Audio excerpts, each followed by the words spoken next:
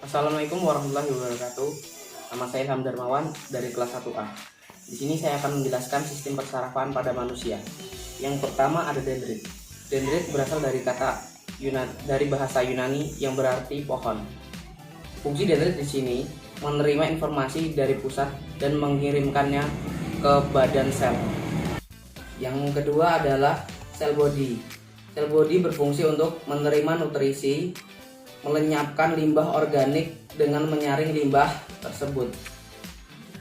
Yang ketiga adalah nukleus, berfungsi sebagai pusat perintah dan mengontrol setiap aktivitas sel.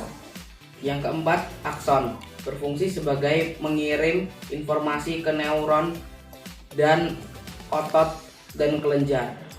Lalu yang kelima, nodus Renvier, berfungsi sebagai mempercepat impuls saraf.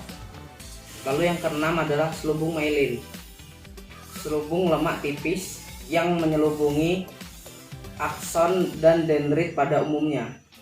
Lalu yang ketujuh ada terminal akson, berfungsi sebagai bertemunya sel saraf dan sel lainnya. Lalu yang kedelapan ada sel syahwan, berfungsi untuk membentuk selubung myelin di antara akson dan neuron. Lalu ada otak besar atau cerebellum, berfungsi sebagai pusat berpikir, analisa, kecerdasan, dan logika.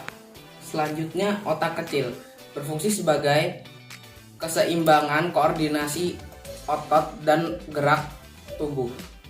Kemudian ada brainstem atau batang otak, terdiri dari spons yang menghubungkan mesencephalon ke medula oblongata. Lalu mesencephalon atau otak tengah berfungsi sebagai mengatur refleks penglihatan dan pendengaran. Lalu ada medula oblongata, berfungsi sebagai mengontrol fungsi otomatis jantung dan sirkulasi darah dan sistem pernapasan. Dan yang terakhir ada sumsum tulang belakang atau medula spinalis, berfungsi sebagai pusat perantara dan impuls dari otak ke otak.